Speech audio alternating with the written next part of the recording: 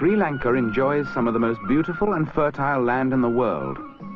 Twice a year, the terraced paddy fields produce abundant harvests of rice for the people.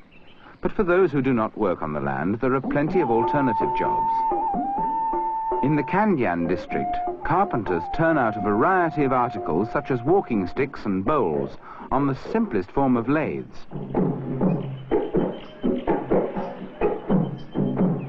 These products are painted with lac, the resinous secretions of the lac insect.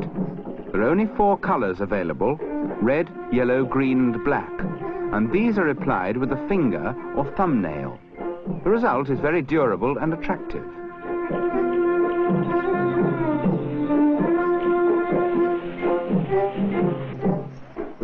Some families earn a living by marketing cinnamon.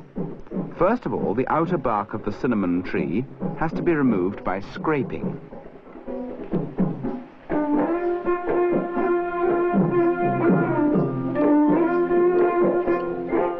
When the bark has been scraped clean, incisions are made along the length of the branch into a second layer of bark.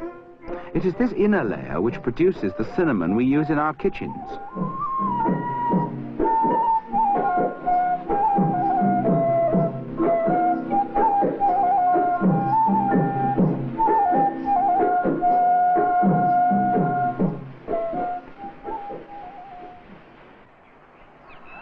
Sri Lanka is a peaceful country, blessed with eternal sunshine, and the people are gentle by nature. Their government recognized the importance of conserving wildlife, and there are several game parks throughout the island where animals can live in peace. But even outside these special areas, certain creatures are protected by law. The cobra goya, or monitor lizard, is one such animal. He is nature's scavenger, and although good to eat, no one would dream of harming him. This lizard lives on many of the pests which would otherwise damage the crops grown for human consumption, and is a friend to the farmer. Wherever you go on the island, you will come across little groups of people producing handicrafts. Local reeds or marsh grasses are often woven together to produce hard-wearing mats. Village factories employ girls to manufacture a wide variety of attractive items, ranging from handbags to decorated baskets.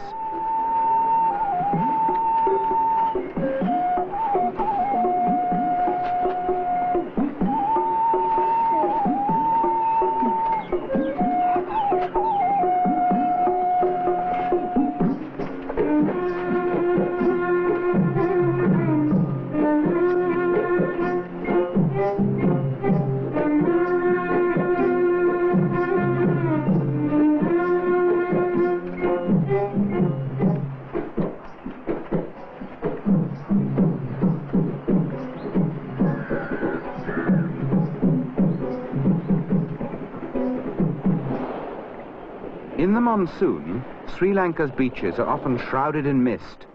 But in the Gaul area, despite the weather, you will find men engaged in an unusual occupation. They are pole fishermen, who squat on these flimsy perches for hours at a time with a simple rod and line, protected from the savage breakers by a friendly coral reef.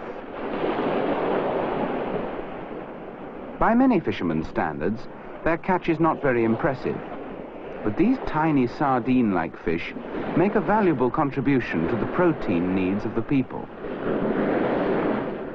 During the monsoon days, the catch may be small, but these fish are available along the Gaul coast throughout the year, and at other seasons are very plentiful. Gaul is a place noted for its lace making, an art which has survived since the Portuguese occupation.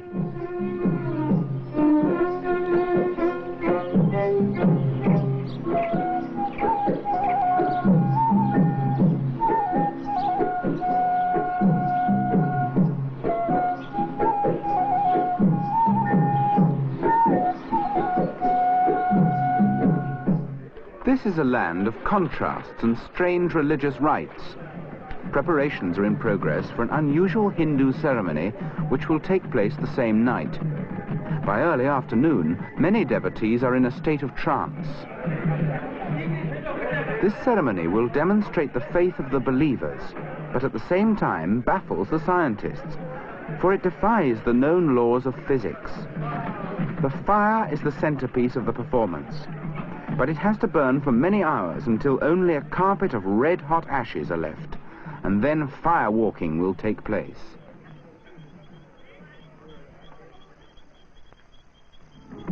The Buddhists also have unusual ceremonies, and in Kandy, the ancient capital of Ceylon, an annual pageant called the Perahera takes place. This procession dates back to the 12th century and is perhaps one of the world's most dramatic religious festivals. It involves 5 temples, each providing groups of drummers and torchbearers, and on the final nights includes up to 100 elephants. The Kandyan drummers are famous throughout the world, but on this occasion the drummers are not here to entertain. They are paying homage to Buddha.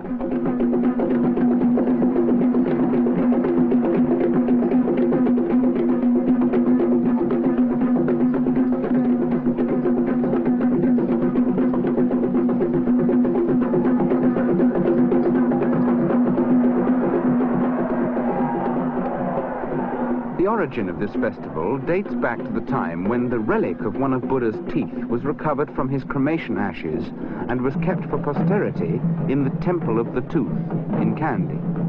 This relic was paraded through the streets during the Perahera, but today it is deemed so valuable it is never allowed to leave the temple.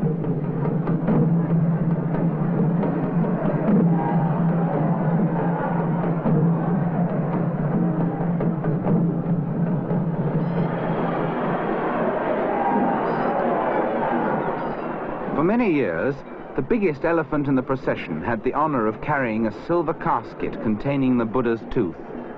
But today it is only a replica of that casket which is paraded through the streets. This, however, does not in any way diminish the people's enthusiasm for an annual pilgrimage to the Perahera.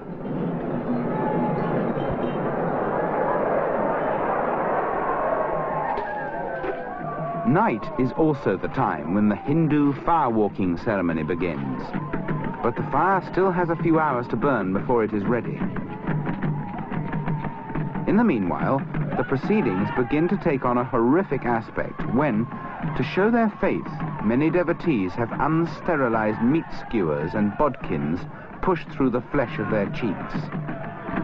No one knows why this apparent torture does not hurt these people, or why no blood flows from the wounds. It is possible that the long hours of waiting in a state of trance create a form of self-imposed hypnotic suggestion in which they will themselves to feel no pain. However, the devotees will tell you it's all done by religious faith. It's difficult to understand how anyone can enjoy having meat hooks inserted into the flesh of his back. And even more difficult for us to realize that he can dance and at the same time tow a young lad on the ends of the strings without severe pain.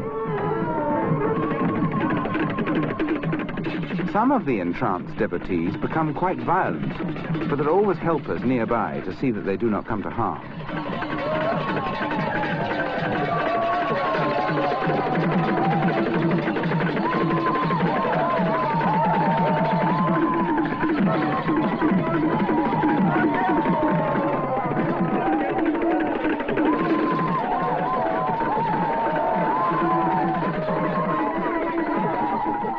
Although the fire may look cool to the camera's eye, the heat keeps the crowd well away.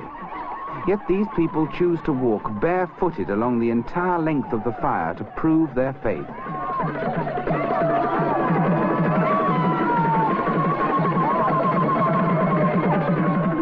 In times past, onlookers caught up in the excitement of the proceedings have tried to walk the fire, only to receive severe burns.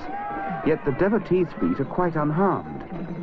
Firewalkers have been investigated by many scientific authorities, but no one can explain how bare feet can come in contact with temperatures as high as 420 degrees centigrade without the flesh burning. For normally peace-loving people, these violent acts of self-mortification seem out of place, and yet they are regular occurrences in Sri Lanka and must remain one of the unsolved mysteries of the Orient.